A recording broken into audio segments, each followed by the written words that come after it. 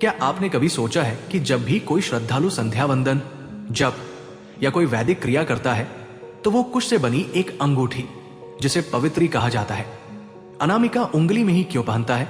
ये कोई अंधविश्वास नहीं, बल्कि सनातन परंपरा में छिपा एक गहरा विज्ञान और ऊर्जा रहस्य है।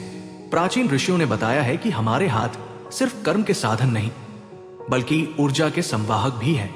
जब हम किसी मंत्र का उच्चारण करते हैं या कोई यज्ञीय क्रिया करते हैं तो हमारी हथेलियों से एक सूक्ष्म ऊर्जा उत्पन्न होती है जो शरीर से बाहर प्रवाहित होती है। अब सवाल उठता है, उस ऊर्जा को कैसे सुरक्षित रखा जाए? यहीं पर कुश की पवित्री एक भूमिका निभाती है।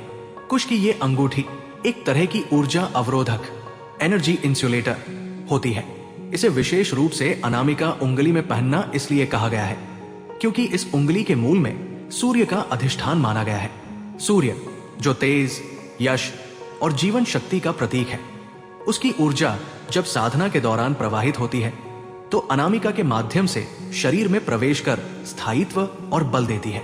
यदि इस ऊर्जा को बिना संरक्षण के बस जाने दिया जाए तो वो न सिर्फ व्यर्थ होती है बल्कि शरीर में ऊर्जा असंतुलन भी पैदा कर सकती है। कुछ वैदिक विचारकों का मत है कि अगर साधना के दौरान हाथों की ऊर्जा को सही दिशा में न भेजा जाए तो इसका प्रभाव सीधे हमारे हृदय और मस्तिष्क तक पड़ सकता है, जिससे एकाग्रता, स्मृति और मानसिक संतुलन प्रभावित हो सकते हैं।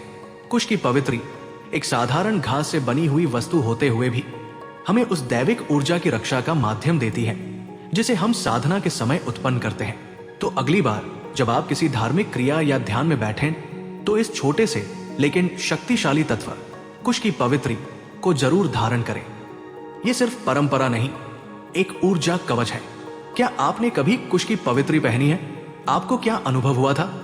या क्या अब आप इसे अपनाने का सोच रहे हैं? नीचे कमेंट करके हमें जरूर बताएं। आपका अनुभव किसी और साधक के लिए मार्गदर्शक बन सकता है। इसके साथ ही वीडियो को लाइक, कमेंट, शेयर और चैनल को सब्सक्राइब करना ना भूलें। धन्यवाद।